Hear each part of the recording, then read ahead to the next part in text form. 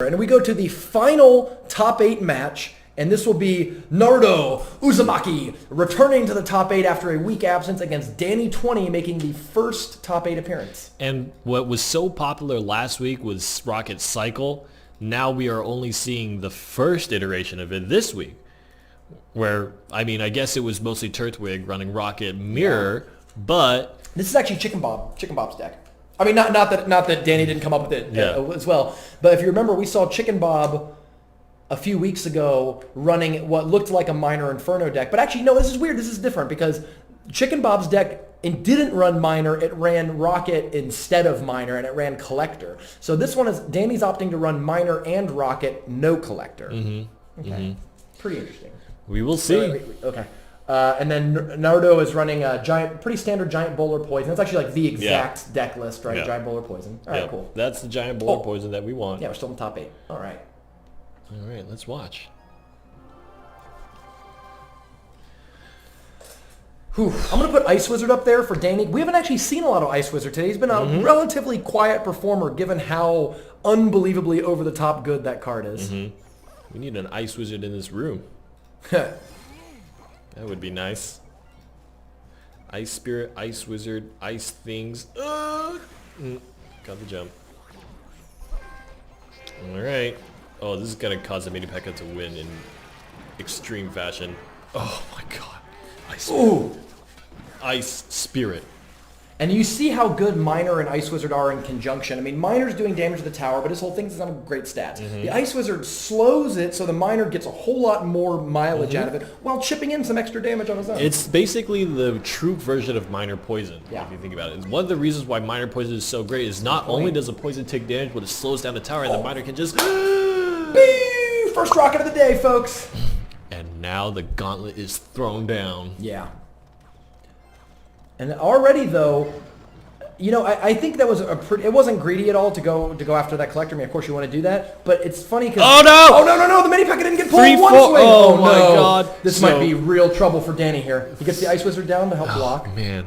Oh, that could have been so much worse. So the old Orange Juice 3-4 placement, as evidence in the video, is great for pulling Building Chasers, but different units have different sight ranges, and the Mini P.E.K.K.A in most unit chasers will ignore it. Right, and that was also a function of the Mini P.E.K.K.A coming around the right side of the Giant. It actually pushed him even further over towards the right side of the screen, towards those new buildings that we can actually see this week because of the iPad ratio. Woohoo! HD widescreen SuperMagicalCup experience. And once again, actually another level 3 bowler around. Tagged on the tower. Oh, and then I think it pushed... Oh, it didn't retarget to the Mini P.E.K.K.A. Yeah. Mini P.E.K.K.A is going to get pushed away. And here we go. So let's see if the Mini P.E.K.K.A this time gets caught by the Inferno Tower. No! No, the Ice Spirit does. Yep. Okay. Yeah. Yep. 3-4. You got to be careful of it. Oh no! And the rocket comes down again. So that is smart by Naruto to play it over there because he knows it's forcing the player who's trying to win by rocketing you to rocket, you know, the tower that he's probably not going to kill. He's not going to try to go for the win on. Yes. I agree. Man, these Inferno Towers are just unreal. Oh, actually, I don't think that knockback would have... Oh, it did! Oh, my God! Wow. Ice Spirit, too. Incredible defense by Dany. He's going to return about 7 elixir worth of stuff on the counter push, and with the Minor there distracting that Mini P.E.K.K.A might be able to chop up that bowler. One more swing. Oh, he's going to rocket the Musketeer! Oh! One more rocket, I believe. No, 2 more. Or rocket and... there's and like a poison. zap. No. Dany has zap. Yes, you're right. Zap will do it. But watch out! Watch out, watch out. You can totally lose right here if that Ice Wizard goes down. Okay. He handled the Mini P.E.K.K.A. The bowler doesn't do enough damage. Yep. So I think here he's got Zap Rocket. He can win right here with Zap Elixir. Rocket. Don't Minor. Do the math. Or you can do Minor Rocket, I guess.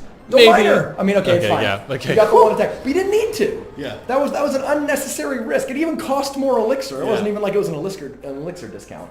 Yeah. Remember the damage of your spells, folks. So Dany wins that one, but 67 damage on a zap, 493 on a rocket. Yes. So that is that could have been worse. Yep. Oh my goodness. Woo. So Dany takes game 1 from Naruto.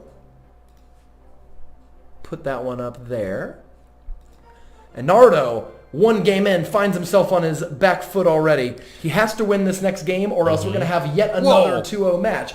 So Dany has to switch from his deck and play now his other deck, which is an archetype we haven't seen in a while. Minor Furnace really broke out into the scene after, at the very, very start of Season 2. I remember the very first event we ran was an 800-player tournament for Royale Tourney Week that Woody won and Malcade got second. Malcade got second by debuting this awesome Minor Furnace deck. His Furnace had just been buffed right before. Yes. And this became a popular archetype, but has slowly fallen out of favor primarily because of Bowler. So here we are. We have a giant Bowler deck. So let's go ahead and switch Bowler down to the bottom. What do you see? What do you think are some of the key matchups?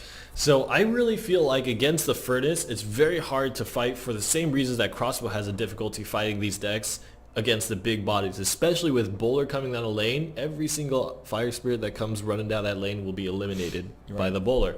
And it's a very easy choice, right? You just place your Bowler down and you never have to worry about the Fire Spirits ever again. What I'm interested to see is how does the Lumberjack fit into this picture? Obviously, he wants you to chop away big bodies, but how does that synergize with Minor Fire Spirit or Minor Fire Spirit? Yeah, I almost feel like this is one of the decks where I don't really like the Lumberjack. I don't see a lot of advantage for the Rage. I think it would be better with Mini P.E.K.K.A. because, you know, the Fire Spirits can block for the Mini P.E.K.K.A. Mini P.E.K.K.A. does more damage. Maybe he really cares about the speed, the very fast foot speed. That could be kind of relevant. I'm not sure. We'll see. Let's take a look. And this will be the last match of the top 8. Then we move on to the top 4, the money rounds. Yes, I'm trying to make sure that I got the right man. Okay, cool. All right. Show me what the Furnace got.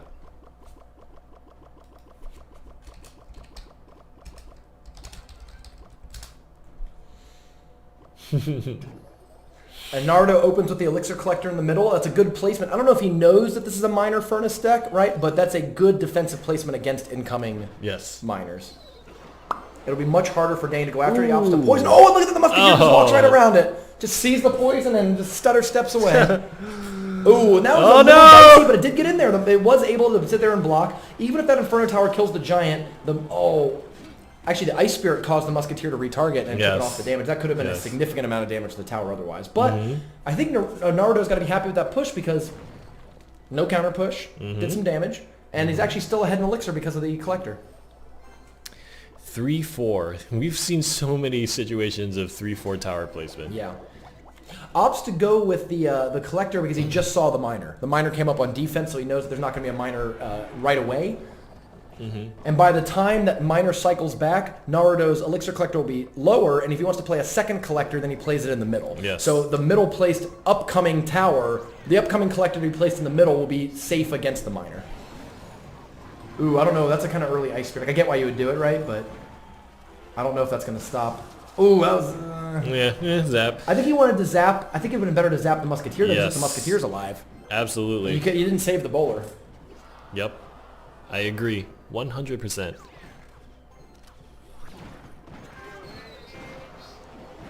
Man, that Musketeer is still gonna fine. Think about that. We talk about that low health troops are some of the most dangerous things in the game because you've already spent your elixir to try to kill them and failed at it. Yes. So they are still generating 100% of their offensive output until you kill them.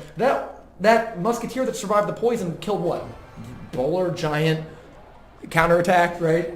Yeah. And as kind of we expected, I think this Fringe is having a hard time finding value. Yeah.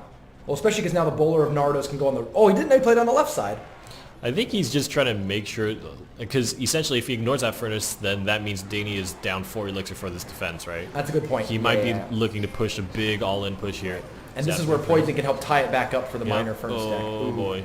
And the second Giant. Wow. Yep. Oh, God. This is going to hurt. And that sucks because now the Inferno Tower's out. The Inferno Tower's about to come up, but look at this. This is... Oh, no, not like this. No, oh my God. Oh, and the Musketeer's out of range. It pushed the Musketeer too far away. Why didn't he play it closer, I wonder? Naruto takes the tower. Dany pops up with the Minor there, and it looks like it was successful in terms of getting rid of the Collector. 5 seconds left, though. I don't think Dany can take this tower and be quite impressed if he could. And Naruto ties it up 1 game to 1 game. Yeah. Holding on, refusing to go away quietly into the night. Inferno Tower against a Cycle Giant playing Inferno Tower as a reaction after the giant is already across the bridge is actually very difficult to do, because in almost every scenario, you have to play it close to the giant to make sure that it tags onto the Inferno rather than the tower. Right. Is Naruto Uzumaki, is that the name of like Naruto from Naruto? Yes. The anime. That is the Naruto. Yes, it is the one true Naruto. Can I tell you that I'm so bad about knowing anime that I literally was going to be like, he activated his trap card, and then I had to like think about it and be like, that's not the same thing. All right. Ew. Okay. All right. That hurt my soul. This is the last actual game of the top 8, because the winner of this game, Hell or High Water, is going to advance. We've got Naruto playing my favorite variant on Giant Poisonless, which is the Giant Prince deck. The thing to look for out of Naruto is that the Prince you can play behind the Giant. The Prince will start to charge and kind of get stuck behind the Giant. Like, he won't be moving at full speed. But this is okay, because the Prince then functions like a loaded shotgun. Like, he's just behind the Giant, and as soon as you play anything in front of that Giant, it gets aced. If you try to drop the mini P.E.K.K.A. in front of a Giant to kill it, the Prince just goes bonk and then quickly wipes it out. Dany is playing the Minor Furnace deck that he's going to have to win with here. Let's see if I can put Minor down here. What else do you think's going on? Got Lumberjack on both teams too. I really don't know. I think Dany's deck obviously had much success, right? Because he got all the way to the top 8. I'm not quite seeing the synergy here in his deck. I think at the very least, a reason why this deck might be successful, because you have the basic amounts of Minor Poison Inferno Tower, right? And if you play good defense, Minor Poison Inferno Tower is or rather Minor Poison specifically, is enough to kind of chip towers down, right? But where does the Furnace come into the picture? Where does the Lumberjack come into the picture? And are there other cards that you could put in that spot that would achieve the same thing but more effective? I think Musketeer is going to be great for Dany, because that's one of the things. Like, I mean, everything there is melee. Like, every single thing in Uzumaki's deck. I'm just going to start saying Uzumaki because everyone makes fun every time I say. And when I say Naruto, they don't like it. If I say Naruto, they don't like it. So I don't know how to pronounce this name. So it's going to be Uzumaki. Uzumaki. Mr. Uzumaki. That's much better. Uzumaki. We'll just... It's okay. I can pronounce Japanese names. Words. Hiroshima. Yes. I don't know. I only know a few. Like, seppuku. Seppuku. Sudoku. Samurai. Yeah, I got it. Okay, enough of this. All right. I want to see a samurai card in Clash Royale. That'd be cool. Actually, I would love that. I think it would even fit into the lore a little bit, because if you see, there is kind of like these like Japanese style roofs on these buildings. Okay, so we get off early. The Furnace comes down. Oh early, god, like that's the Rage. Could have been better positioned. We know what actually the guards in front, they get wiped out, so the Lumberjack is free just to go ahead and wipe out that Giant. But similar to how the Bowler holds off those Furnaces, you can see the Giant does the same. The Giant has so much hit points, it kind of just soaks them. Ooh, the throw! Wow! Great Ice Spirit there. Got a lot of extra free damage. That Prince is in no way going to hit that tower. Yep. And it might not even hit the Fire Spirit. Wow. Yeah, buddy. Look at that timing. What is that, 200 damage onto the tower? 100. Yeah. 170-ish. Now, the downside about Furnaces, of course, Furnaces don't generate Elixir for you. Yes. So while both players could stack up Furnaces, like, Dany could stack up Furnaces and Uzumaki could stack up Elixir Collectors, I think if Uzumaki were to get 2 Elixir Collectors, that would be probably more effective than Dany getting out 2 Furnaces. Allows him to snowball a lot better. Though, the cascading effect of Fire Spirits, you always only need 1 Fire Spirit to tank. So if you have 4 Fire Spirits, then you get 3 Fire Spirits worth of damage as opposed to just 1 Fire Spirit. So, it's something interesting to think about. The Furnace got denied. Inferno Tower is zapping away at the Giant. And this is what we're talking about. What if that was a Mega Minion? What do you mean? What if that Musketeer was a Mega Minion instead? Would it be more damage? You would be able to handle that Giant in a much quicker fashion rather than the Musketeer pinging away. I thought you were talking about the Lumberjack. I was like, no, Lumberjack does more damage. Oh, Lumberjack gets 1 swing there on the Elixir Collector. Nice. Yeah, that's where it's commonly you see Dany in these Lumberjack's situations. coming right in. Oh god! Lumberjack comes down, but because of the It's attack a so duel. quickly, because of the quick attack speed of the Lumberjack, even if you cast a minion up there, it's not like there's some big long wind up before it attacks. Lumberjack just starts going after your defense right away. Okay, Dany actually was thinking about committing the Minor, but because the Prince was coming down the lane, he decided to. Here comes It's the Prince. still gonna do. Hits it. Nope. The poison is actually really helping. Oh no! Oh my god, just the tower. Enough damage to make sure the prince did not get a bunch of swings off, but that poison was really, really slowing that tower down. And just like that, the game's actually tied up. Yeah. It just goes to show how bursty giant prince combination decks are. Yeah, the chat is as equally confused as we are about some of the sequencing here, but it's crazy because they're playing a lot of mind games, right? Like you might wonder like, well, why do this then that, then this then that, and the other thing, the other stuff. Oh no, the lumberjack's gonna die first, which is exactly what you not want. You don't want. Oh no, the rage comes down, but it doesn't hit the giant. It was too far off. Yes. Very dangerous situation. 273 health, and Naruto does have a poison in his deck, so he can chip this game away. And I think the furnaces are going to blow up here on the guards. I'll bet you Uzumaki doesn't have a ton of experience against minor furnace decks because it's become so unpopular over the last few weeks. I don't like that Inferno placement. I think it was a little too close. Could have been one square at least further away. This is what you were talking about the effectiveness as a prince. Just one shot that musketeer and then took down the Inferno Tower, and now it's about to charge. Oh, goodbye! Uzumaki takes it and moves on to the top 4 to fight Springtrap. Uzumaki has been very consistent over the last few weeks. Yes. Wait.